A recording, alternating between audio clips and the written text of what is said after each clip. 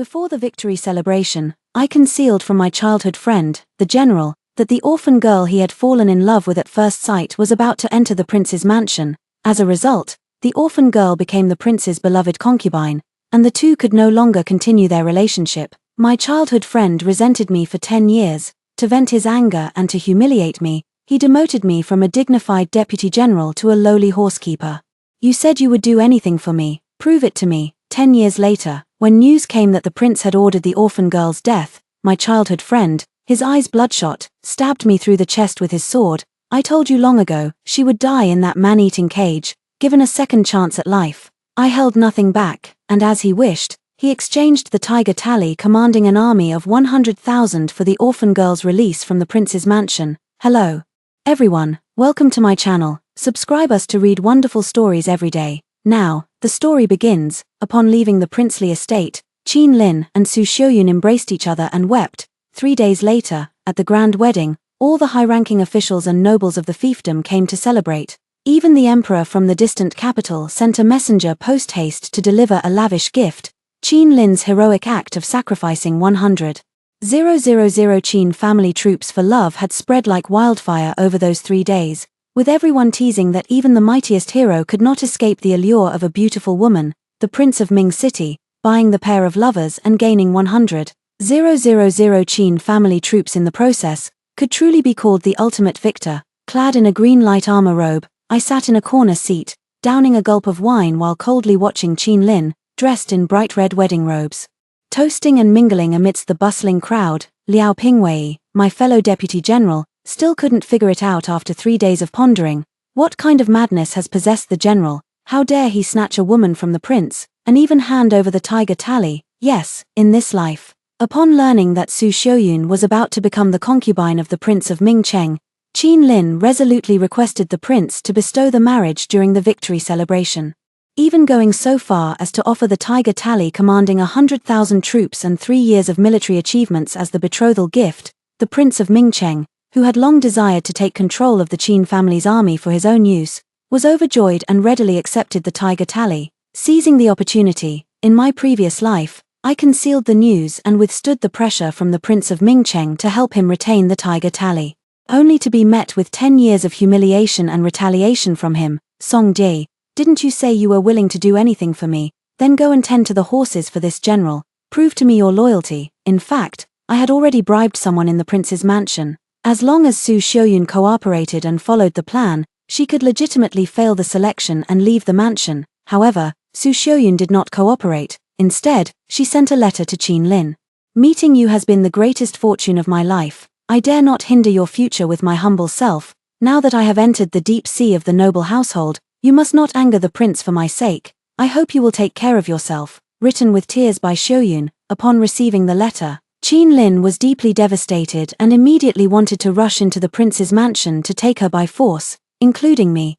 The 12 accompanying deputy generals all knelt down and pleaded bitterly. Jerry, quickly persuade the general. Liao Pingwei couldn't hold him back and hurriedly called out my name. However, his shout only added fuel to the fire, and Qin Lin kicked me flying with one swift motion. Song Ji, it's all your fault. If it weren't for your concealment, I could have rescued Xiaoyun by now. She's so innocent and kind-hearted, she'll die in that man-eating prison. Struggling to rise from the ground, ignoring the pain in my chest and the blood streaming from my forehead, I dropped to one knee. General, we've been guarding the border, fighting bitterly for 3 years, all to protect the Qin family army. For the Qin family army, I can do anything. The matter had escalated too far, alarming Qin Lin's grandmother. Under the old lady's desperate pleas, Qin Lin finally gave up on forcing his way into the prince's residence. After that night, Su Xiaoyun also became the new favorite of the Prince of Mingcheng. Qin Lin and her were no longer possible. From that day on, I went from being a valiant and astute female deputy general to a lowly stable hand, demoted by him to tend horses in the stables. For 10 years, I endured every humiliation he inflicted upon me whenever he thought of Su Xiaoyun. Even when he ran his sword through my chest, his eyes were bloodshot as he roared in fury. You kept saying it was to protect the Qin army. But did you ever ask for my choice? Do you know how important Xiaoyun is to me? I knew, as I lay in a pool of blood, dead with unclosed eyes. So in this second life, I didn't hide anything. I told the truth. Upon hearing the news, Qin Lin rushed to the prince's mansion in a panic and requested the marriage arrangement before Prince Mingcheng could even speak, even under the instigation of the prince's advisors. He willingly presented the tiger tally that commanded the 100,000 Qin family troops, relinquishing military power, clipping one's own wings, leaving behind only the hollow title of general who pacifies the north, exchanging the tiger tally and 3 years of military achievements for a marriage alliance with Su Xiuyun. At the banquet, an official familiar with the Qin family inadvertently sighed. This old man once thought that General Qin and Vice General Song were a match made in heaven. Old General Qin was particularly fond of Deputy General Song back in the day. This claim was quickly denied by Qin Lin, as if he feared that being associated with me would displease his newlywed beloved wife. His tone was particularly indifferent. Deputy General Song and I share nothing more than the bond of comrades and the affection of brothers. I raised an eyebrow and smiled, finding these 8 words utterly ironic. Comrade, brother. Qin Lin wasn't exactly lying. But he and I were actually childhood sweethearts who grew up together. Our families lived next door to each other, and we started practicing martial arts and studying military strategy together from the age of 4. 3 years ago, when the border was in crisis, he and I donned our armor and went into battle, spending 3 years driving the enemy to flee in such haste that they abandoned their own armor. We once fought side by side on the battlefield. He took a blade for me, and I caught an arrow for him. Only the surviving comrades know how we snatched each other back from the gates of hell over these 3 years, and how much effort we poured in to achieve the final victory. The day we first arrived at the frontier, he and I had just turned 18. Qin Ling pointed his sword toward the northwest, his gaze burning as he looked at me. Someday, we will return in triumph, bringing honor and military achievements back to the court. Jay, you will come with me, won't you? Under the scorching sun at the border, with yellow sand swirling across the sky, a young man, still full of ambition despite the harsh environment, met my gaze. Yes, we will return to the capital together in triumph. For 3 years at the border, we crawled through fire and swam through blood almost every day, with no time for anything else, until the great victory at the frontier, when Su Xiuyun appeared, at the border, where there was nothing but yellow sand. From soldiers to commoners, almost everyone was disheveled and unkempt, yet Su Xiuyun was as beautiful as a painting. On the evening when the governor of Liangju bid farewell to the army, Su Xiuyun, who accompanied him, wore her hair in a falling horsebun and a pink-blue dress, looking like a fairy from the moon palace in the hazy night. With just one glance, she captivated countless young men. Qin Lin inadvertently looked up. His hand that had never faltered while holding a sword now unable to steady a small wine cup. It was the first time I had ever seen a blush of shyness on Qin Lin's face. The governor of Liangju had come to bid them farewell and also to request their escort for Su Xiuyun, who was returning to Wangjing. Su Xiuyun gracefully bowed, her voice as clear and melodious as a warbler emerging from the valley. I have long heard of the general's great reputation, and it resounds like thunder in my ears. I am grateful for your assistance on this journey back to the capital, General. You've worked hard. Qin Lin was somewhat flustered, first returning the military salute, then bowing with a cuptan gesture. You're too kind, miss. His awkwardness was met with uproarious laughter from the Qin family army. The valiant general, who had always been fearless in battle and remained unflinching in the face of the enemy, found his heart stirred. Qin Lin and I had contrasting temperaments, one dynamic, the other composed. On the battlefield, he took the offensive while I held the defense, and we worked together with seamless. It was often said in private that Qin Lin was the sword, and I was his scabbard. Su Xiuyun, on the other hand, was beautiful and gentle, a delicate flower that understood unspoken words. Moreover, she is a flower of understanding, capable of turning hardened steel into soft, pliable silk. And Qin Lin, clearly willing to submit to such a haven of tenderness. Although I was surprised, I didn't react too strongly. Even if Qin Lin was smitten, reaching the point of marriage wouldn't be that simple. I just never expected Qin Lin to be so crazy for Su Xiuyun. I'm not quite sure how Qin Lin and Su Xiuyun fell for each other. I am the deputy general, and every day, arranging the marching routes and managing the food and lodging for the 3 armies already keeps me completely occupied. When I discovered his flirtatious glances and secret letter exchanges with Su Xiuyun, Qin Lin had even decided on the names of their future children. Fortunately, this dynasty does not place much importance on a woman's reputation, and the 2 of them are deeply in love, so I turned a blind eye, until that day, when the army arrived 50 miles from Wangjing. Qin Lin and Su Xiuyun lagged behind and instead took a detour into the prefecture to admire the lanterns. I was uneasy, so I took a few men to provide support. On the way, we happened to run into Qin Lin and Su Xiuyun. who were all smiles as they teased the state and county patrol officers hot on their heels. Seeing us arrive, Qin Lin and Su Shoyun finally suppressed the smiles on their faces. I led the men to drive off the government troops, escorted Su Shoyun back to the carriage, and then went to find Qin Lin with discontent. All the emotions nearly burst out upon seeing Qin Lin's indifferent expression. He sat on his horse, gazing longingly at the ornate carriage ahead. I only took Shoyun out for a ride because she was feeling down. Who knew those blind fools would try to harass her? I merely taught them a small lesson. I reminded him, do you know who those people were just now? If they report this to the king of Mingcheng, wouldn't that give him the perfect opportunity to control the Qin army? King Mingcheng had long been wary of the Qin family and had always wanted to reclaim the Qin army's power to suppress their lineage. It wasn't that they couldn't afford to make mistakes, it was that they couldn't afford the consequences of making one.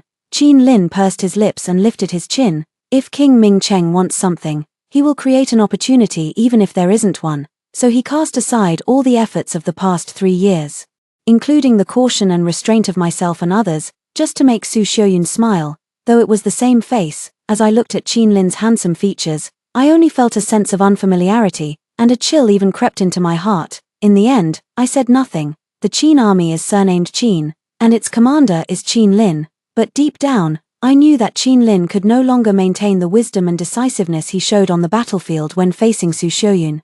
So when the army arrived in the capital and Su Shoyun sent word that she was about to enter the prince's mansion as a concubine, I did not relay her message to Qin Lin. In fact, on the way back to the capital, I had already sensed that Qin Lin would soon come to propose marriage, and I had already instructed Liao Pingwei to prepare for the wedding arrangements. First, I never expected that Su Shoyun was an orphan, and second, I never imagined that Su Shoyun was a gift from the governor of Liangju to Prince Mingcheng. Su Shoyun confessed that after realizing she had fallen in love with Qin Lin, she no longer wanted to enter the prince's residence. Now, with the situation at a critical point, she had no choice but to seek Qin Lin's help. If this had happened in the past, I would have immediately discussed it with Qin Lin, confident that he would calmly and rationally work with me to find a solution, but now I wavered.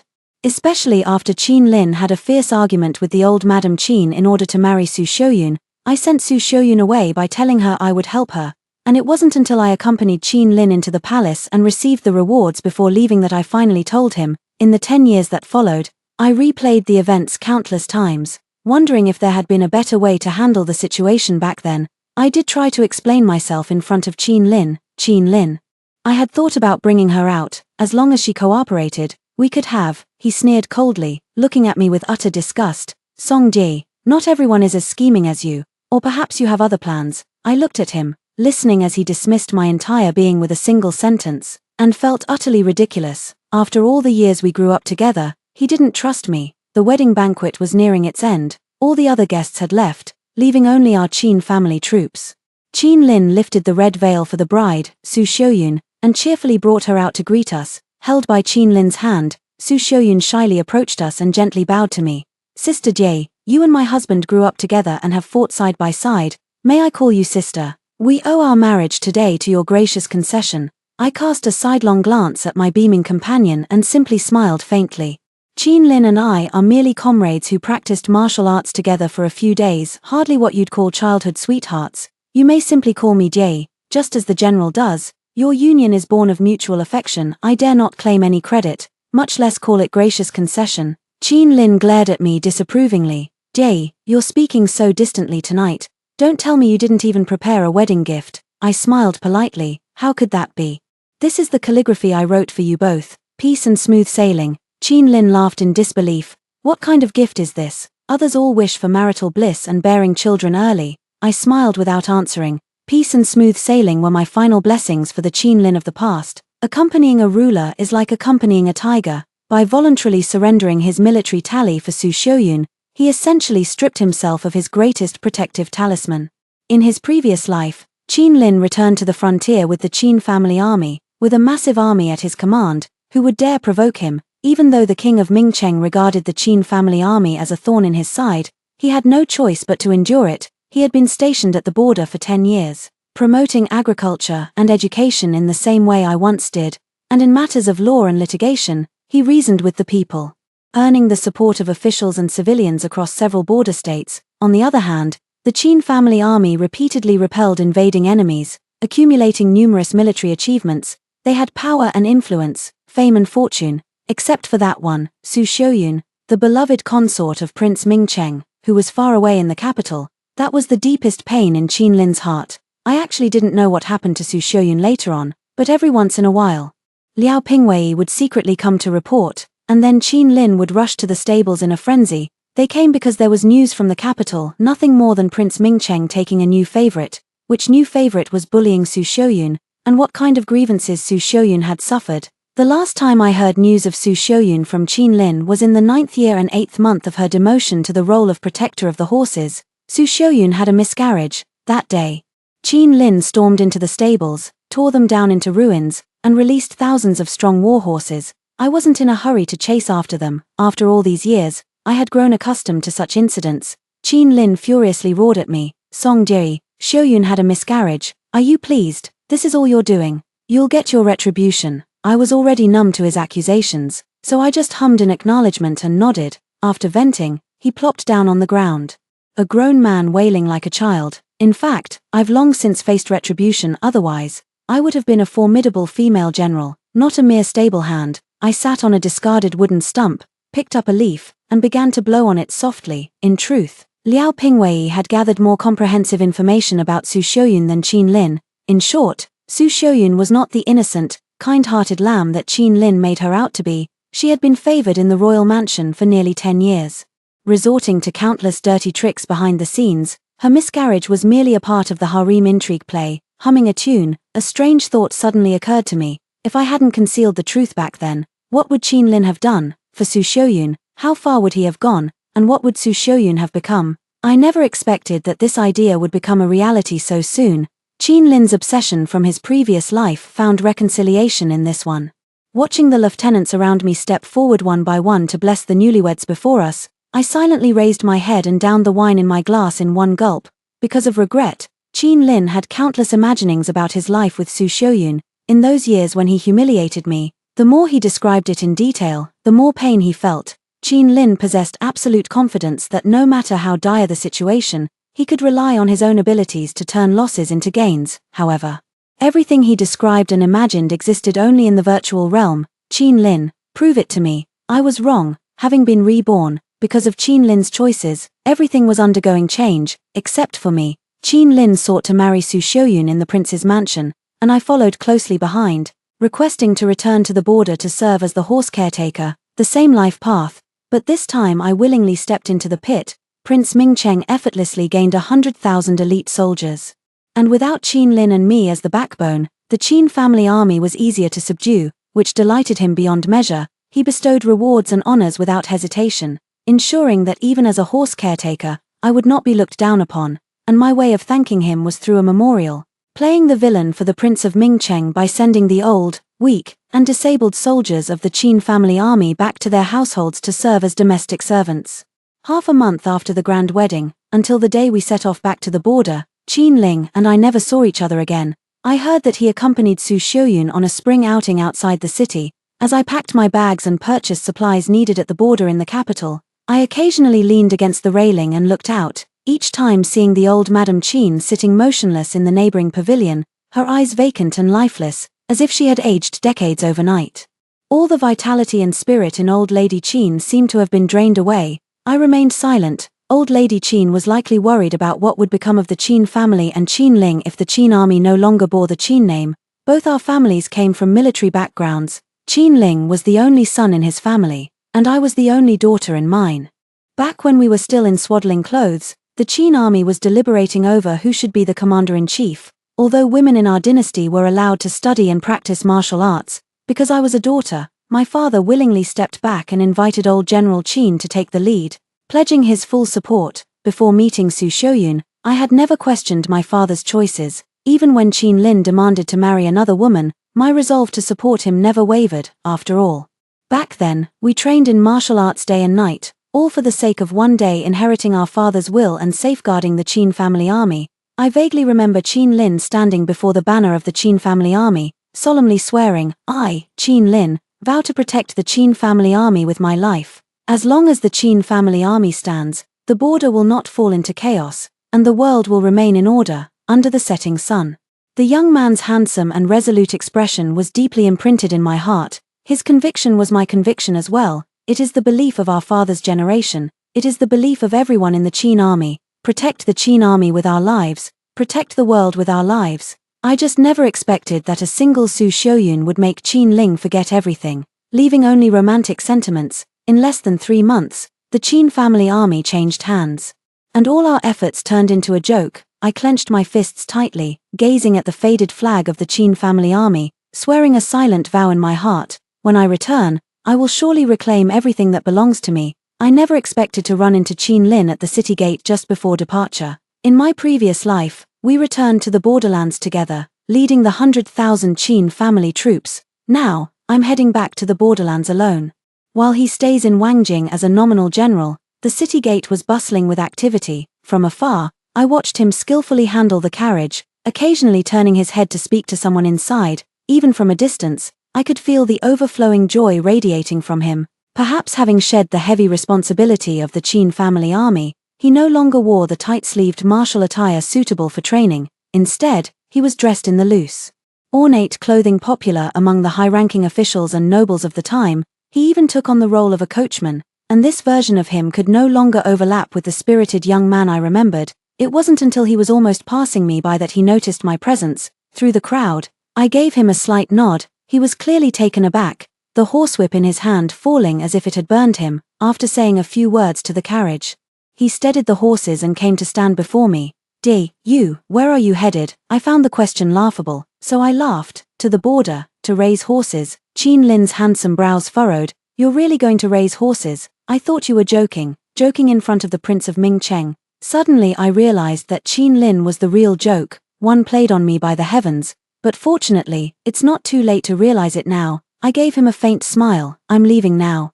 As the mountains and rivers may meet again, so shall we. The carriage curtain lifted, revealing Su Xiuyun's beautiful face. Sister Jie, are you leaving? I nodded slightly. Su Xiuyun seemed both surprised and delighted. Then I wish you boundless prospects ahead, sister. Amid Qin Lin's bewildered gaze and shouts, I whipped my horse and galloped away, leaving only a cloud of dust behind, a mere stable master. What prospects of a 1,000-mile journey could he possibly have? I sneered.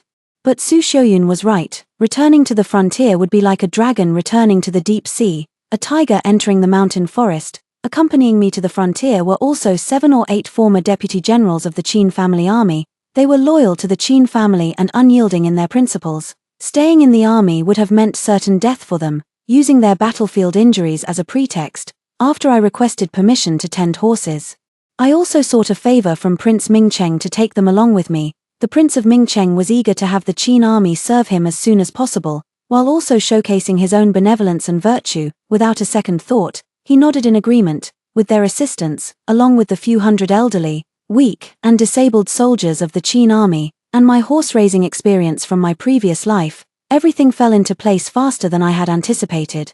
In addition to raising horses, I worked hard in various fields, quietly building my own network of connections, from the smallest corners of the city to the Liangju governor's office, and even within the military. According to my plans, it would have taken at least 10 years to meet Qin Lin again. I never expected that just 3 years later, I would receive news of old Lady Qin's critical illness. Thus, the meeting with Qin Lin arrived ahead of schedule on the day of old Lady Qin's funeral. 3 years may not seem long, but everything and everyone had already changed. By the time I rushed over on horseback, old Lady Qin had already passed away, and the entire general's manor was draped in white. The sturdy young man at the gate had been replaced by an elderly, stooped old man. Unlike the bustling crowds during Qin Lin's grand wedding, the general's residence was now deserted and desolate. The once vibrant vermilion gate had faded and peeled, and the funeral arrangements were full of oversights and errors, lacking the strict discipline that once defined the general's residence. The mourners were all former subordinates of the Qin family army, and when they saw me, their eyes welled up with tears. I walked up to the coffin to pay my final respects to the late Madame Qin. It was only 3 years, a mere 3 years, yet she seemed to have been worn down completely. This elder, who watched me grow up and gave me endless love, ultimately did not live to see me regain command of the Qin family army. She must have passed away with a heart full of regret and unwillingness. I silently recited in my heart, "Old Madam, may you walk peacefully on the path to the underworld. On the day the royal army returns, I will surely inform you through a family memorial ceremony. Wait for me." just a little longer. After offering incense to old Lady Qin, I looked up and met Qin Lin's gaze as he hurried in. 3 years had passed. And he was no longer the young man I remembered, bold and spirited on horseback with his sword. His appearance hadn't changed much, but the resolute determination he once had in decisive moments was gone. Those once ambitious black eyes now only held weariness and the marks of time. When he saw me, his expression became extremely complicated. He opened his mouth for a long time before finally uttering a few words. "You're back," I nodded. "Yes, I'm back." Looking around, I casually asked, "Why haven't I seen the lady of the house?" Standing to the side, Liao Pingwei muttered under his breath, "Madam, if it weren't for this madam, how could the general's manner have come to this?" Indeed, if Su Xiuyun had not appeared, the general's manner today would have been a completely different scene. But if it weren't Su Xiuyun, would there have been a Zhong Xiuyun or Wang Xiuyun instead? After all, sometimes one's choices matter more than effort. A wrong direction only leads one further and further astray. When Qin Lin regarded Su Xiuyun as more important than the 100,000 iron cavalry of the Qin family army, the outcome was already sealed. When Qin Lin heard my question, his lips tightened as if he was trying hard to restrain something. "She's ill and cannot receive visitors," after seeing off old Lady Qin on her final journey. Liao Pingwei and a few veteran deputy generals found me and told me about Qin Lin's affairs over the past 3 years. In the first year of their marriage, Qin Lin and Su Xiuyun were deeply in love as newlyweds. One danced with a sword while the other played the qin, truly enjoying a period of blissful days. To make Su Xiuyun happy, Qin Lin learned various refined skills, searched for all kinds of delicacies, and took her out for spring outings, traveling to enjoy the mountains and waters. The old Lady Qin wanted Su Xiuyun to learn household management and handle all the affairs of the general's mansion. Su Xiuyun feigned illness and refused to learn, and Qin Lin even confronted the old Lady Qin over this matter. "Xiuyun has had a tragic life. She never learned these things before, and she doesn't need to learn them in the future. I, Qin Lin, married a wife, not a housekeeper." Thus, he incurred the wrath of old Lady Qin and moved Su Xiuyun to tears. I remained silent. Recalling the Qin Lin of the past, he would never have dared to contradict old Lady Qin, not even raising his voice, as he considered it disrespectful. Yet for Su Xiuyun, he repeatedly defied her. After all, did he genuinely care for Su Xiuyun? So much so that he disregarded his elderly grandmother. By the following year, Qin Lin grew restless. He was unwilling to bear the empty title of General of Northern Pacification with only a meager monthly stipend. Tired of being confined to the general's mansion managing the trivial affairs of dozens of people, and impatient with accompanying Su Xiuyun to socialize at banquets among the women of the inner quarters, he was unwilling. But Su Xiuyun didn't see anything wrong with it. Without official duties, "You can spend more time by my side, we can go play polo, go fishing at the manor outside the city, and attend various banquets. How wonderful that would be," Qin Lin said discontentedly. "How can a man like me spend all day indulging in romantic affairs, revolving around a woman and confined within 4 walls?" His tone was too harsh, causing Su Xiuyun's eyes to redden as she began to sob softly. Qin Lin had no choice but to apologize and bought her some cosmetics to appease her. Over time, the rift between the two grew wider. Su Xiuyun only cared for romance and luxury, aspiring to be an admired noble lady, while Qin Lin resented her failure to understand his lofty ambitions. Moreover, Qin Lin's repeated setbacks in pursuing his ambitions, combined with Su Xiuyun's extravagant spending, drained the general's estate's finances like flowing water. One issue after another finally led to the eruption of the couple's conflicts in their 3rd year. The more Liao Pingwei and his deputy generals discussed it, the more indignant and resentful they became. "I just don't understand, is love in this world so fragile?" 3 years, only 3 short years. Their meeting was like that of protagonists in a storybook, beautiful yet fragile. Who would have thought that the initial joy of first sight would, in the end, turn into a calculation of gains and losses between them? So when Qin Lin was exhausted from running around the court to secure a position and wanted Su Xiuyun to learn how to manage the household affairs of the general's residence, Su Xiuyun refused outright, feeling nothing but disdain and incomprehension toward Qin Lin. After all, Qin Lin had once been the commander-in-chief of an army, imposing and powerful, willing to dote on her and treat her well. But as time passed, almost everything became a thing of the past. Her complaints were the last straw for Qin Lin, who eventually brought up the past incident of exchanging 100,000 cavalry to rescue her from the prince's mansion. Unexpectedly, Su Xiuyun looked as if she had seen a ghost, staring at Qin Lin as if he were a lunatic. "You did it willingly. So what does it have to do with me? Did I force you with a knife or a gun?" Yet she too held resentment in her heart. If you hadn't asked the prince to marry me back then, with my talent and beauty, it wouldn't have been difficult for me to remain a favored concubine for 10 or 20 years. As soon as these words were spoken, the relationship between the two plummeted to an icy low, the previous grievances turned into a deep rift, and there was no going back to how things were before. Seeing the two of them completely break off all pretense of cordiality, the old lady Qin choked on her anger and passed away just like that. I remained silent, feeling both surprised and unsurprised by this outcome. Liao Pingwei calmed down as well, shaking his head helplessly. To this day, I still don't understand why the general insists on having her and no one else. Couldn't he have thought of another way, or sought to marry someone else? Or what if the Prince of Mingcheng didn't even take a liking to her, choosing beauty over military power? The whole affair caused such an uproar back then.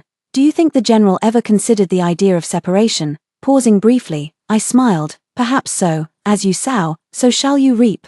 Everything was predestined long ago. Indeed, as you sow, so shall you reap. Just like in my previous life, when I interfered in the marriage that was originally meant for him and Su Shoyun. When I accompanied him to the borderlands only to be demoted to tending horses, as a member of the Qin family army, I never thought of betraying him. I held on to the hope that he would understand me, and I wished that time would wash everything away. It's just a pity that every time he came, it was filled with anger and shouting, especially when he learned from old lady Qin that our fathers had intended to arrange a marriage between our families. He fell into a state of utter madness. The Qin army was jointly established and built by our fathers, who poured all their heart and soul into it. Their intention to arrange a marriage was not only because our families knew each other well, but also because they hoped that by strengthening the family ties, the Qin army would become more stable. We grew up together since childhood. I was calm and wise, while he was bold and straightforward. I excelled at strategizing in my heart, and he was suited for expanding territories. Both outsiders and our own family thought we were a perfect match. I once thought that if marrying Qin Lin could secure the 100,000 iron cavalry of the Qin family, then I would be willing, but the appearance of Su Shoyun caused the marriage alliance between our two families to be stillborn. When Qin Lin risked being chased by government troops just to see the lanterns in the prefecture and bring a smile to Su Shoyun's face, I knew there was no longer any possibility between him and me. Qin Lin's heart was occupied by Su Shoyun, and I would never allow myself to marry a man whose heart belonged to another woman. I thought that with the passage of time, no one would bring up the matter of marriage anymore. But I never expected Qin Lin to bring old lady Qin to the border and learn about it from her. Having lived a second life, I still vividly remember Qin Lin's furious gaze. As if he wanted to tear me apart, he coldly questioned me. Did you already know about the marriage arrangement? I looked at him calmly and silently nodded. Such an easy admission only made him seize upon it like a handle, fueling his anger as he questioned me further. Are you worried that I might marry her instead of you? So you deliberately kept it from me that she was entering the royal mansion. So you did it on purpose, leaving her trapped in that soul-devouring cage. Filled with rage, he struck me, exhausted from tending to the horses. I was no match for him at all. As I lay on the ground, wounded by his palm strike, my mind remained exceptionally clear. Watching his still unwilling expression, I wiped the blood from the corner of my mouth and rose from the ground. I stared intently at him, earnestly analyzing the situation back then. Qin Lin, if I had told you that day that she was about to become the prince's favored concubine, what would you have wanted to do? What could you have done? Did you want to ask for her hand in marriage? Then you would have been competing with Prince Mingcheng for a woman. The Qin army's successive victories are a good thing, but to Prince Mingcheng, the Qin family's achievements overshadow the Lord. If he were to use this against you, how would you have responded? Qin Lin sneered coldly. I have military achievements. What's so difficult about using them to secure Shoyun's release from the palace? I didn't know whether to laugh or cry at Qin Lin's naivety. Qin Lin, there's only one thing you possess that Prince Mingcheng wants, and desperately so. Are you willing to trade it? What Prince Mingcheng wanted was the 100,000-strong Qin family cavalry, to wield as a weapon to plunge the world into chaos. Coerced the feudal lords, led the army to force the palace. The formation of the Qin family army was to quell the chaos of the world, not to become a tool in the hands of ambitious feudal lords. Qin Lin was silent for a few seconds, then turned and left with a cold face, leaving behind those words that chilled me to the bone. Without Shoyun, there would be no joy in the rest of my life. Song Jie, what weighs heavily on you like Mount Tai means nothing to me. In truth, I was willing to enter into marriage solely to protect the Qin family army. Without any ulterior motives, I concealed Su Shoyun's entry into the palace only out of concern that the situation might escalate and give Prince Mingcheng an opportunity to exploit it. thereby making things worse. There are many ways to protect the Qin family army. Marriage is not the only path. The moment Su Shoyun sought my help, I had already devised several backup plans to allow her to leave the prince's estate openly and live freely with Qin Lin. However, despite all my calculations, I never anticipated that Su Shoyun would choose to remain in the prince's estate, nor did I expect that Qin Lin, whom I had grown up with for over a decade, would not trust me. But what struck me like a thunderbolt was his final words, which left me bedridden for 3 days and nights, nearly sending me to the underworld. I realized with utter despair one thing: between Su Shoyun and 100,000 armored cavalry, he would choose the former. This current situation is the result of Qin Lin following his heart's choice. After being reborn, I did not hide the fact that Su Shoyun entered the prince's residence. The years of going our separate ways were also a result of the circumstances. The Prince of Mingcheng had finally reclaimed his military power, so naturally, he would not allow Qin Lin to return to the frontier. He intended to keep Qin Lin confined in Wangjing, watching him slowly decay. Only when a mighty lion loses its sharp claws and fangs does it cease to be a threat. I refused to accept being trapped like a dragon in shallow waters, which is why I made the bold proposal in the prince's residence to lay down my armor and tend to horses. I wanted to venture into the vast, windswept deserts, carve out a place for myself, and then return triumphantly. In my previous life, after presenting the victory at the prince's residence, Qin Lin and I left Wangjing for the frontier. In this life, he stayed behind while I departed. Everything unfolded naturally. Once, I even thought that when we met again, I would be clad in golden armor. Looking down upon him, I imagined what expression he would have, but I never expected that old Lady Qin would pass away first. Out of habit, I went for a walk after lunch to aid digestion and, without realizing it, ended up at the training ground, where I saw Qin Ling diligently practicing his swordplay. He wore a loose scholar's robe, panting heavily yet unwilling to stop, like a ferocious beast trapped in shackles, struggling desperately. This familiar scene left me somewhat dazed. In my previous life, when old General Qin met his demise, and when I received news of Su Sholan's circumstances and was overwhelmed with heartache and sorrow, he had been exactly like this. He inherited the position of general at a young age. Others only envied him for being born into the right family, winning at the starting line from birth. Yet behind the glory lay piles upon piles of bleached bones. This path has always been paved with blood, coldness, and the sorrow of parting, and Su Sholan, that radiant and fragrant young maiden, became forever out of reach for him after she entered the prince's mansion. He could only carefully conceal the longing in his heart. Secretly grieving under the bright moon in the depths of the night when no one was aware, that touch of pink and blue ultimately became the purest spring in his heart. And I, the one who ruined his marriage, have been resented by him for 10 years. After all, his feelings for Su Sholan even surpassed his decades-long dedication to the Qin family army that he had vowed to protect. When news of Su Sholan's death arrived, he was willing to let me be buried with her. And now, is he showing such an expression for the old lady of the Qin family? Noticing my arrival, he sheathed his sword, stood up, and walked toward me, his expression complex and filled with sorrow. I've been busy with grandmother's affairs these past few days. If it weren't for grandmother's passing, you still wouldn't have come back, still unwilling to see me, right? His tone was full of bitterness. I know you blame me. Blame me for saying in front of everyone that we are just comrades and brothers. You can be angry, hit me, scold me, whatever you want, just don't leave again. Okay, I didn't interrupt, just listened quietly, my heart as calm as still water. Qin Lin, I have never been angry with you or blamed you for this matter. What I care about has never been this. His humility turned into bitterness. Yes, you never get angry over people or things that aren't worth it, so you went far away to the border. Without even sending back a letter or a single word, my tone was calm as I explained. If we had any contact, it would cause unnecessary trouble. The Prince of Mingcheng would not feel at ease. He seemed to freeze for a moment, lowering his head. Yes, it was my fault. If I hadn't used the Qin family army to get Shoyun out of the palace, you wouldn't have had to go tend horses. He paused, looking at me with deep regret in his eyes. Do you think if I hadn't known about Shoyun entering the palace that day, would we both be at the border now? I was a bit dazed, remaining silent without a word. He then continued to ask, is it too late for me to regret now? If I want a divorce, can we still go back to the way we were? I furrowed my brows slightly and stared at him for a long while. Could it be that Qin Lin has memories from his past life? Under my silent scrutiny, he seemed slightly uneasy. Before my grandmother passed away, she told me that our families had originally intended. This time, I unceremoniously interrupted him, my tone as calm as still water. Qin Lin, whatever they had planned, it's all in the past now. As an outsider, it's not my place to comment on matters between you and your wife. People must bear the consequences of their choices, whether good or bad. Stunned, he smiled bitterly once more. Jay, you've really changed. No. You haven't changed, you're just different towards me. In the past, no matter if it was a big or small matter, you would always offer me advice and help me make decisions.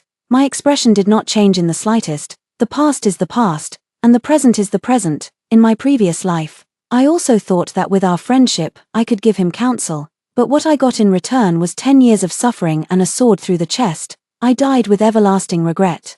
Seeing him hesitate to speak, I gave a faint smile and bid him farewell. I haven't forgotten the humiliation and the sword that pierced my chest in my previous life. That I didn't take his life immediately in this new life is a testament to my patience and ambition. After all, what I buried in my past life wasn't just 10 precious years and my own life, but also that young man I would have once died for. In my previous life, Qin Lin found me, in silence. He had me keep him company drinking through the entire night. At that time, I was still unaware of the news that Su Xiuyun had been executed by King Ming Cheng for feigning pregnancy to win favor. I thought he had finally come to his senses and was no longer entangled in romantic affairs. Unconsciously, I drank a bit too much. That night, it felt as if we were rewinding time, reminiscing about how we started learning martial arts as children, climbing trees to steal bird eggs, and diving into the water to catch fish and shrimp.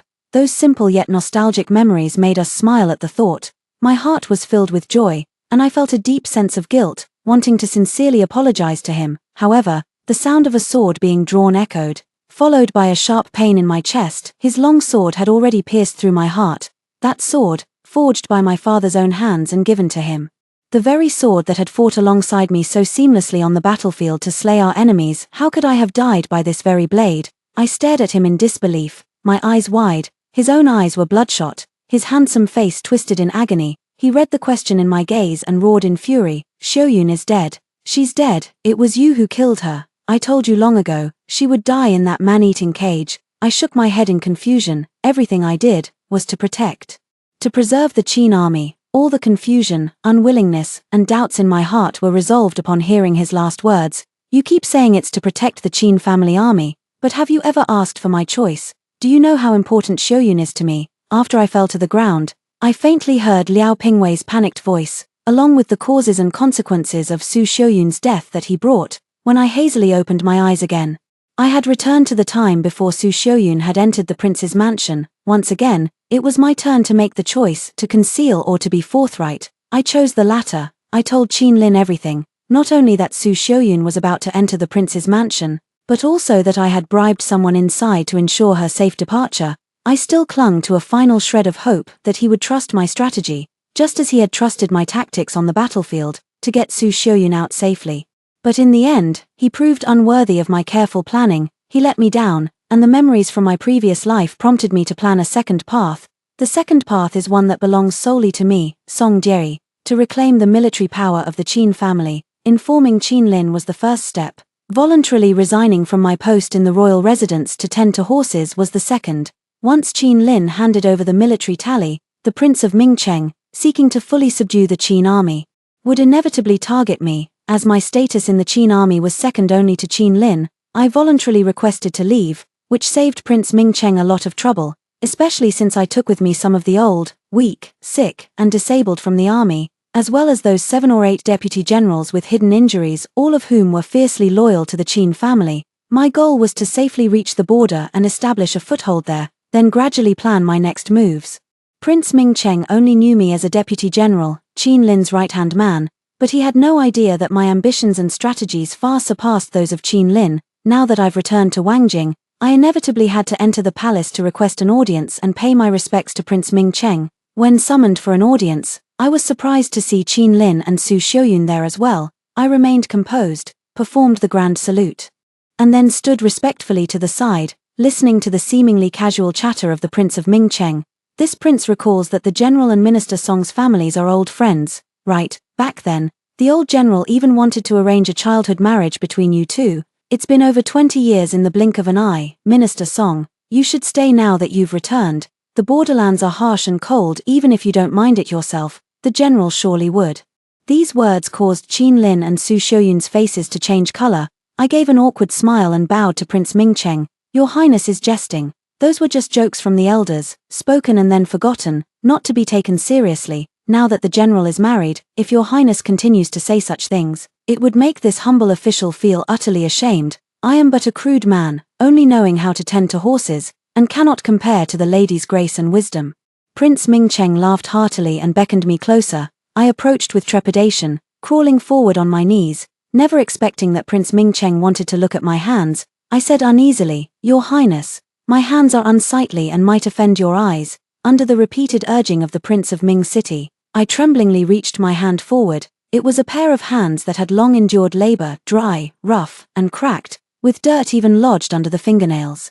A sharp intake of breath sounded behind me, and Su Xiaoyun blurted out, How could there be such ugly hands in the world? As soon as the words left her mouth, she realized her mistake and quickly covered her mouth, her face full of apology. Sister Jerry, I'm sorry, I didn't mean it. I wasn't angry. Knowing she didn't mean it, Su Xiaoyun, though an orphan, was truly beautiful and had never done a single bit of rough or tiring work. On the contrary, Qin Lin looked displeased. While the Prince of Mingcheng wore an expression of watching a show, I smiled slightly. It's fine. Since I was young, I've enjoyed playing in the mud and chasing after horses. I've had more injuries on my hands and feet than this. Your Highness has seen that, right? The Prince of Mingcheng nodded as if recalling something. Indeed, I have seen Minister Song's mischief. With that, he immediately bestowed upon me the purple jade golden wound ointment, a royal remedy for injuries. Among the full court of civil and military officials, very few had ever received such favor, let alone here in the fiefdom, not in the capital. The last time such a heavy reward was given was to my father, who had returned in triumph with outstanding achievements. I was extremely flustered and expressed my gratitude 1,000 times, kowtowing to show my commitment to raising more fine steeds for the Prince of Mingcheng. The Prince of Mingcheng was quite satisfied with my reaction and immediately ordered his servants to apply the ointment for me. Su Xiaoyun was somewhat envious of the favor the prince had shown me but dared not make a scene on the spot. Once we stepped out of the prince's mansion, she finally showed her displeasure towards Qin Lin, resenting him for having no favor in front of the Prince of Mingcheng, which caused her to be ridiculed by the noble ladies of the capital. Qin Lin remained silent, letting her complain, and only looked at me with concern, wanting to persuade me to stay. I smiled faintly, glancing at him and Su Xiaoyun. The borderlands may be harsh and cold, but to me, they are the freest place under heaven. No suspicion from the Prince of Mingcheng, no competition among high-ranking officials and nobles, no gossip between households. He didn't understand. You can raise horses in Wangjing too, with the prince's favor. Who would dare make you unhappy? I examined the wound medicine and smiled. This kind of favor, would you want it if it were offered to you? He remained silent for a long while before speaking with difficulty. Actually it was I who begged the prince to let you stay. I had a dream, where you were stabbed to death by a sword at the border. My heart shook violently, and I abruptly looked up at him. His expression was filled with nothing but worry and confusion, with no other unusual signs. I know your martial arts are exceptional, and you probably don't believe you could be killed by a single sword strike. I don't believe it either, but that dream felt so real that it frightens me. I interrupted him. You said it yourself, it was just a dream. Right now, you shouldn't be worrying about me. A person who can't even manage their own affairs should first sweep the snow from their own doorstep, returning home. I placed the wound medicine before my father's memorial tablet and silently lit a stick of incense. The hidden door beside the memorial tablet quietly opened, and a handsome young man came to my side carrying a basin of water. Kneeling on one knee, he gently wiped away the wound medicine from my hands with a warm towel. A slight pain came through, and I furrowed my brows slightly but made no sound. The young man's voice was hoarse. Master. He bestowed the purple jade golden wound ointment upon you. It seems he has grown suspicious of you. I squinted my eyes and smiled. 3 years, it's about time he started suspecting me. Xiao Qi, it's a good thing you reminded us, or we would have been schemed against without even knowing it. What royal endorsement. What imperial favor. It was all just a cover for the dirty tricks of the Prince of Mingcheng. The purple jade golden wound ointment could indeed heal wounds quickly and perfectly. But this miraculous medicine concealed a hidden toxin that would slowly invade the internal organs, weakening the bones and muscles, causing the body to gradually deteriorate. The young man pursed his lips, his clear eyes turning gloomy. He thinks the military tally alone can make the Qin army pledge undying loyalty, but he doesn't understand what the Qin army fights for, or who they fight for. Master, rest assured, the Qin army has been waiting for your return. I wasn't surprised. I became the strategic female advisor of the Qin army not because of my father's influence. In my previous life, Qin Lin was able to gain the support of officials and civilians across the 3 border provinces and 12 circuits, all of which bore my mark: agriculture, handicrafts, water conservancy, legal disputes, education. I had studied diligently in all these areas just to assist Qin Lin to the best of my ability. Living a second life is different. I will treasure and protect what is precious to me as if it were my own. One man's meat is another man's poison. Since Qin Lin was willing to abandon the Qin army once for Su Shouyun, he is no longer worth my time and effort. In fact, I once reflected on this. Perhaps for Qin Lin, resisting the pressure from the Prince of Mingcheng to protect the Qin army was a heavy burden. One he could no longer bear. I just hadn't noticed it. So, on the day of his grand wedding with Su Shouyun, when they were beaming with joy, I sincerely wished him well and hoped that he and Su Shouyun would build a good life together in the days to come. After all, that happiness was bought with his 100,000 iron cavalry, along with the expectations placed on him by the elders of both our families and everyone in the Qin family army. So, starting over, I didn't interfere with Qin Lin's decision. Instead, I quickly took remedial actions after he made his choice. The protection he no longer insisted on, I would take up. The young man applied medicine to my wounds while chattering non-stop. Master, you clearly said going to the border to tend horses was just a cover. How did you end up in this state? I gazed at the frail young man before me, listening to his nagging, but my thoughts drifted back once again to Qin Lin's dream. Since I can be reborn, why can't Qin Lin? If he knew everything that happened in the previous life, what would he do, and what can he do now? 2 days later, I bid farewell to my old subordinates in the Qin family army and set off on the journey back to the border. At the city gate, I unexpectedly saw Qin Lin again. When he saw me, his face flickered with joy, hesitation, and a trace of uncertainty. I paused for a moment, then nodded to him. Just like before, we walked side by side. Leading our horses, after a long silence, he suddenly spoke. Jay, I had another dream. My hand holding the reins tightened slightly, and I smiled. Oh, really? He stopped and came around to face me, his tone heavy with sorrow and panic. I dreamed that I killed you. My eyes lowered, and I felt somewhat dazed. Was I truly reborn, or was all of this just a dream? Seeing my silence, he grew anxious. Jay, did you hear what I said? I said, in my dream, I killed you. I raised an eyebrow and retorted, so, why did you kill me? He was clearly stunned, stammering, and unable to come up with a response. How could I possibly kill you? How would I ever kill you? Jay, we grew up together, we have over 10, 20 years of friendship. He was so flustered that he began babbling incoherently, even becoming somewhat frantic and at a loss. I smiled calmly and said, you said it yourself, it was a dream. Things in dreams can't be taken seriously. Perhaps my calmness affected him. As he gradually settled down, just as I was about to take my leave, he suddenly spoke again. Jay, my mind has been a mess these past couple of days, but in the midst of all that confusion, I finally figured out why you went to the border to tend horses. My heart skipped a beat. Could it be that his dream wasn't just about killing me, but had other implications? Had he seen through my entire scheme, unaware of my sudden change in expression? He continued on his own. You're angry, aren't you? Angry that I chose Su Shouyun over the Qin family army, blaming me for not protecting the Qin troops. I remained silent, feeling an absurd sense of amusement in that moment. Had it really taken him until now to figure it out?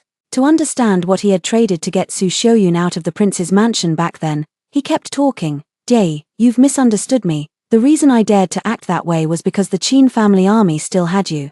As long as you were there, the Qin troops could be preserved, but I never imagined you would gamble with me in anger, resigning to go raise horses at the border. Under my calm yet sharp gaze, he grew more and more guilty as he spoke, eventually falling silent. I shook my head and mounted my horse. Under his anxious gaze, I casually tossed back a remark. I'm going to the border to raise horses, not to spite you. You're not worthy. I spurred my horse and rode off, leaving a trail of dust behind just as I had 3 years ago. He still knows me well. For instance, I never get angry over people or things that aren't worth it. Back at the border, life went on as usual, except that every few months, the Prince of Mingcheng would send an edict urging me to take care of my health, along with some purple jade golden trauma ointment for me to nourish my skin. Each time, I would happily apply the ointment right in front of the messenger, just to keep the Prince of Mingcheng guessing. Another surprise was that Qin Lin started writing letters to me. It seems that from the very first dream, his dreams have been continuous, from killing me with a single sword strike to the various humiliations and torments over those 10 years.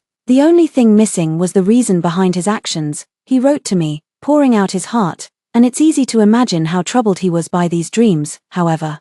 While those dreams were a source of distress for him, for me, they were real experiences, and painful ones at that. I bathed the horse with ice-cold water in the harsh winter month. I cut grass and herd horses under the scorching sun. All the grievances and hardships he knew and didn't know became unworthy after he thrust that sword. The events of my past life left me unable to sleep peacefully for 3 consecutive months after being reborn. He, too, was merely trapped by his dreams.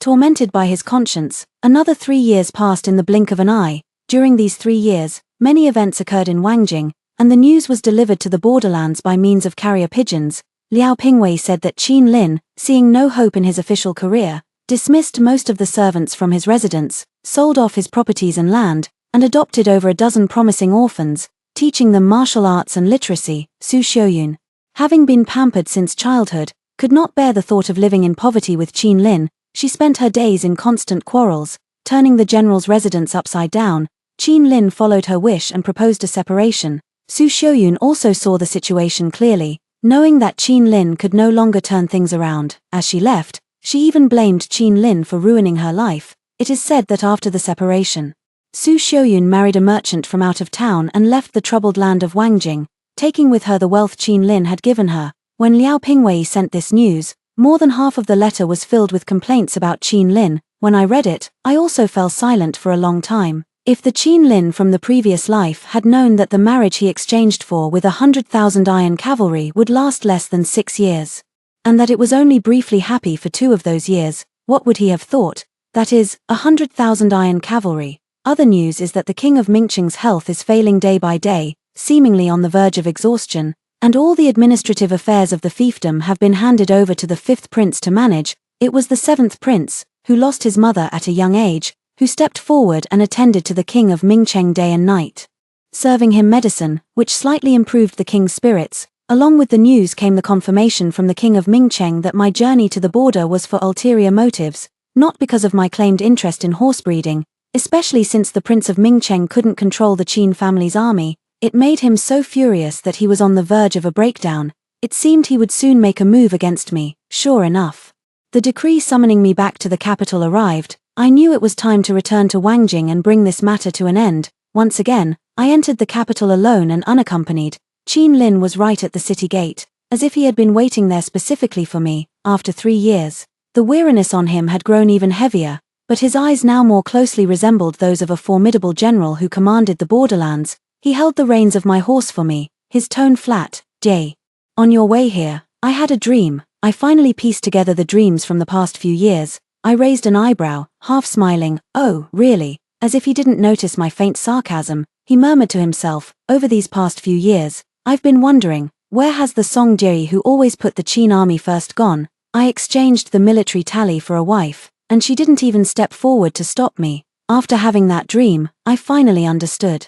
It wasn't that she didn't try to stop me, but rather she was afraid history would repeat itself. Pausing in my steps, we once again arrived at the training ground near our 2 residences. Qin Lin turned to stare at me, his expression full of criticism. Don't you think you're being too selfish? You're placing your own honor and disgrace above the overall interests of the Qin family army.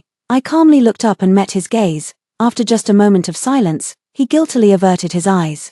Seeing me turn to leave, he couldn't hold back any longer. Song Jie, how can you be so selfish? Have you forgotten the vow you made before your father's spirit tablet? My eyes darkened, then I smiled. Since your dream has given you the answer, you should know what you've given up. You've forgotten your original intentions and stubbornly persisted in your own way, abandoning all the hopes placed in you by everyone. Tell me, how can you face your father in the afterlife? And what right do you have to question me here? I, Song Jie, can stand with a clear conscience before heaven and earth, before my parents. The biggest mistake I ever made was not taking the inheritance of the Qin family army from your hands. Qin Lin's face flushed red as he gritted his teeth. So you had it all planned from the start. You let me marry Su Xiuyun and secretly contacted the Qin army without telling me. Song Jie, don't forget the Qin army belongs to the Qin family, not the Song family. They would never listen to you. In contrast to his agitation, I remained calm and composed. Oh, really? What if I've already received the approval of your Qin ancestors? Qin Lin trembled all over, his lips quivering slightly. I spoke word by word. By the late Madame Qin's decree, Song Shi is capable of great responsibility and may take command of the Qin family army in place of Qin Lin. This order is inherited from the old General Qin. Qin Lin's face turned ashen. And he stood frozen in place. Qin Lin, from the moment you handed over your military authority, you had already let us down. My tone was flat, expressing not only my own regret but also the unclosed eyes of old Lady Qin in death. 6 years ago, at the Qin residence, Jerry, kneel down. I've given up hope on Qin Lin. The Qin army isn't just his father's legacy alone, he can't shoulder this responsibility. It has to be you. I know you are a thoughtful child. Since you allowed Qin Lin to proceed with this matter, you must have already prepared a backup plan. I remained silent for a long moment before nodding gently. Old Madam Qin let out a heavy sigh of relief. Good child, you've endured much hardship, otherwise, I wouldn't know how to face your two fathers when I pass on. The Qin family's army now rests on your shoulders. Does grandmother know everything? Old Lady Qin's eyes welled up with tears. Before his father passed away, he said that if Qin Lin proved capable, you would surely become his right-hand man, but if he proved incompetent, you should take his place. I suppose your own father gave you similar instructions before he departed. I remained silent, not responding. My father had indeed said those words, but I had never taken them to heart. If Qin Linruo is worthy of support, you must spare no effort and sincerely assist him without negligence. If he proves unworthy of his position, you may take his place. The Qin family army must not fall into the hands of villains, nor become a weapon in the hands of warmongers. Peace in the world is hard won. The Son of Heaven is intelligent and talented with great prowess, and the several feudal lords are also loving towards the people as their own children. You must keep this in mind and not allow the Qin family army to bring chaos to the world. Ignoring Qin Lin, who had suffered a devastating blow, I had just returned home when I received news. The fifth prince, having become too closely involved with court officials through government affairs, had provoked the great anger of King Ming-Cheng. The fifth prince was stripped of his regent authority and confined to his residence. All civil and military officials who had dealings with the fifth prince were held accountable, while the maternal and wifely clans of the fifth prince were either imprisoned or exiled. By this point, anyone with a discerning eye could see that King Ming-Cheng was clearing the path for the mediocre seventh prince, Ming-Wei, to inherit the throne, and that included me. 6 years ago, when Qin Lin handed over his military command, I was sent to the border. King Ming-Cheng sought to take control of the Qin family's army, intending to use it as leverage to join forces with several neighboring feudal lords and launch an attack on the capital. Little did I know that as soon as I left, an imperial decree was issued, ordering the Qin army to head southeast to intimidate the water bandits. 3 years later, the Qin army received another royal command to go to Tong Pass to resist the Japanese pirates. Up until today, the Qin army has either been busy preparing for battle or on the way to prepare for battle, leaving no opportunity for the Prince of Ming-Cheng to make any advances. The Prince of Ming-Cheng held the military tally in vain but couldn't mobilize the Qin army. For a full 6 years, it was enough to make the Prince of Ming-Cheng seethe with internal fury. He continuously rewards me with medicine, indicating that he has become suspicious of me. Calling me back without seeing me covered in blood on the spot must mean he is not giving up. A dark and windy night is the perfect time for murder and arson. The sound of clashing swords jolted the dreamer awake. Wave after wave of assassins surged in like a black tide, their target clear, sparing no effort to charge at me, only to be intercepted by the old subordinates of the Qin family army. I watched coldly, not knowing when Qin Lin had also gotten involved in the mess. Amid the chaos, sneak attacks were inevitable. I watched helplessly as he took 2 cold arrows meant for me and collapsed before my eyes, seeing that the one who fell wasn't me. The assassins grew even more frenzied, but just then, earth-shaking hoofbeats thundered from beyond the courtyard walls. Reinforcements had arrived. Leading the charge was Liao Pingwei, accompanied by a group of former Qin family army soldiers. Following closely behind him was a young man dressed in luxurious brocade robes, his handsome face having shed its youthful innocence. The moment he saw that I was safe and sound, the furrow in his brow eased. "Master, I'm glad you're all right." Late at night, the ailing Prince Ming-Cheng lay on his sickbed, craning his neck as he waited for the assassin to return and report the mission's outcome. He waited and waited, only to receive the news that the seventh prince had led the Qin family army to rescue the emperor. The king of Ming-Cheng was so enraged that he coughed up a mouthful of old blood. The moment he groggily regained consciousness, his first order was to urgently summon the fifth prince to the manor.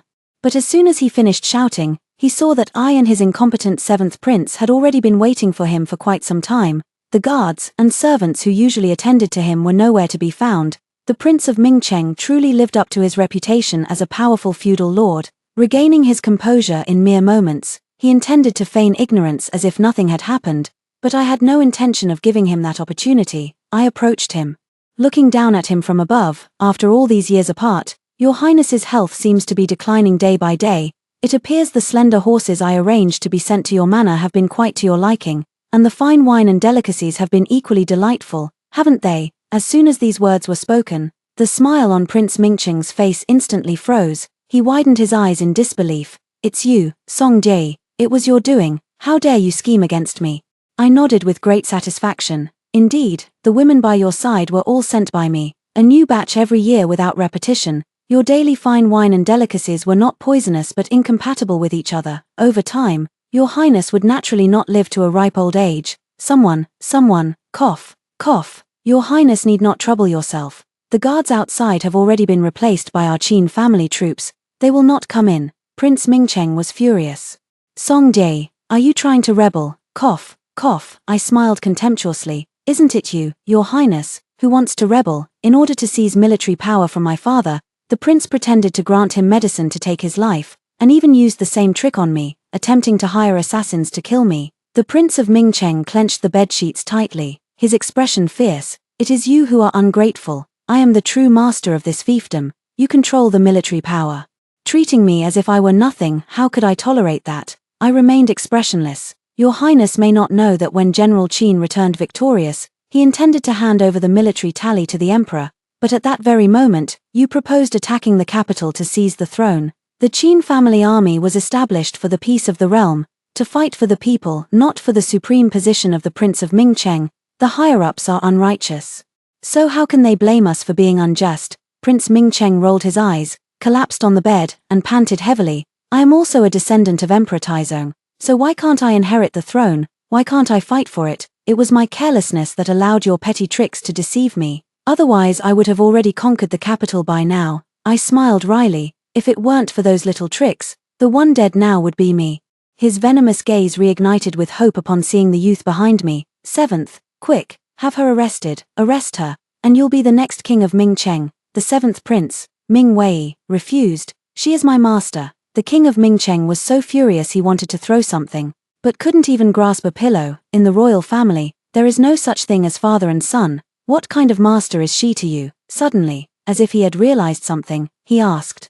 Was it you who told her about the purple jade golden wound ointment? Ming Wei's expression remained indifferent. She is my master. Prince Mingcheng widened his eyes, gasping for breath. Seventh brother, you must kill her. Only by killing her can you fully control the Qin family's army. She is my master. King Mingcheng murmured unconsciously. Which emperor could tolerate a minister with such immense military power? If she ever wanted to rebel, she could do so at any moment.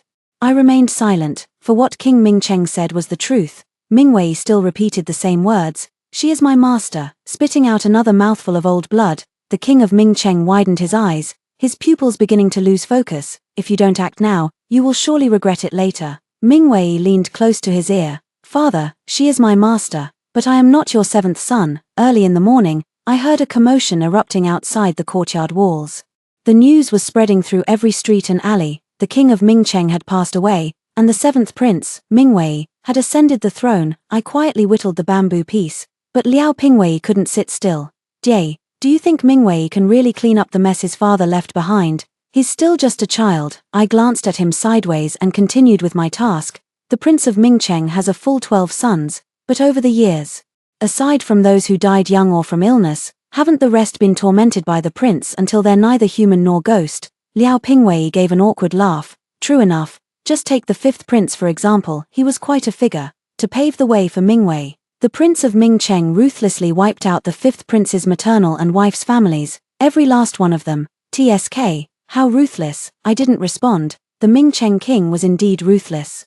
Foreseeing that Ming Wei would have no support in the fiefdom after ascending the throne and would inevitably be constrained by the fifth prince, he decisively cleared away all obstacles. Now, the voices throughout the fiefdom are all in support of the seventh prince, Ming Wei. As for the fifth prince, his maternal and wifely clans hold immense power in the fiefdom, which is his advantage, but when that power becomes too great, it becomes his disadvantage. When maternal relatives grow too powerful, They can shake the very foundations of the state. Someone as suspicious as the Ming Cheng king would never hand over the fiefdom to the fifth prince. At this moment, a man named Ming Wei, who was mediocre in achievements but kind-hearted by nature, came before him. Naturally, he felt as if he had found a treasure. For someone as scheming and corrupt as the Prince of Ming Cheng, sincerity is always the ultimate weapon. Ming Wei may not be capable of becoming a wise ruler who governs the world, but he is certainly fit to be a leader who maintains stability, and so, the fifth prince was simply cast aside. 3 days later, the chaos outside gradually settled. With the imperial jade seal's endorsement and the king's seal in hand, the new king's ascension to the throne was a natural progression. The first thing he did after taking power was to grant amnesty throughout his domain, even freeing his brothers who had been under house arrest. When Liao Pingwei heard the news, he broke into a cold sweat for Ming Wei. That kid has real guts. He's not afraid his brothers might join forces and take him down. I raised an eyebrow with a faint, ambiguous smile. Do they still have the will to fight? Liao Pingwei rubbed his nose. Probably not, Jerry. That fifth prince has gone mad. The other princes who hadn't gone insane initially were also mentally shattered by Ming Cheng Wang's methods. The maternal and marital families of the fifth prince, along with the officials who received similar treatment, were so overwhelmed with gratitude after being pardoned that they could only kneel and kowtow in thanks. For now, it seems they won't be able to gather the strength to cause any trouble. I smiled slightly and was about to say something when a series of crashing sounds came from next door. I instinctively looked at Liao Pingwei. The smile on his face vanished instantly, replaced by a pained expression.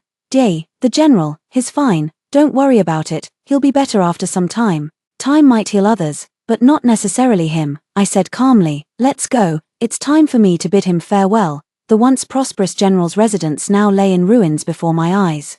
The elderly servants were driven out of the room, and a dozen young boys stood huddled together timidly, wanting to step forward but not daring to move. I waited quietly for a moment before stepping past them and entering the room. I said, "Get out." Qin Lin's thunderous roar came crashing down like a storm, but he fell silent the moment he saw it was me. His already weathered face was now covered in a full beard, making him look like a down-and-out swordsman wandering the streets. As I walked, I picked up the things on the ground and spoke slowly. "Once I've said my piece, I'll leave." He grew anxious and said, I didn't mean you." After a pause, he stared intently at me, his eyes filled with hope. "The king of Ming Cheng is dead, isn't he?" "Yes, he's dead." I pulled up a chair and sat down in front of him. Originally, he could have lived a few more years, but he was malicious, jealous of the capable, and overly ambitious.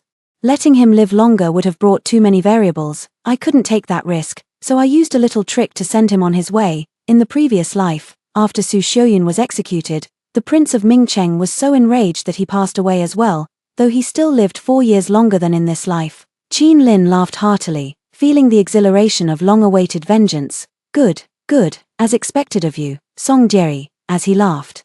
The 8-foot-tall man suddenly burst into tears, gritting his teeth as he said, "Finally, now I can die without regrets." I waited for his emotions to gradually calm down before slowly continuing. "When I was 10, I often sneaked into the prince's mansion and coincidentally met Ming Wei. I saved his life, and he became my disciple. He also played a part in successfully capturing the Prince of Ming Cheng." Qin Ling was somewhat surprised, but after thinking it over, he felt relieved. "No wonder he came to rescue you that night. The person you mentioned earlier who was bribed in the prince's mansion." I nodded matter-of-factly. "Yes, it was him." He fell silent, and after a long while, he let out a bitter, dejected laugh. "Why didn't I choose to listen to you? How could I have been so incredibly foolish? Forget it.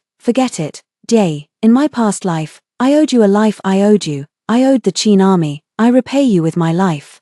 I took out the purple jade golden wound ointment and set it down, my gaze cold. "This is the medicine bestowed by the Prince of Ming Cheng. It's said to have miraculous effects in healing wounds, but it contains hidden toxins that weaken the muscles and bones, leaving one's strength far from what it used to be." He shuddered all over, staring at the bottle in my hand. "You deliberately took those 2 cold arrows to ease your guilt, so I won't thank you. From now on, take care of yourself."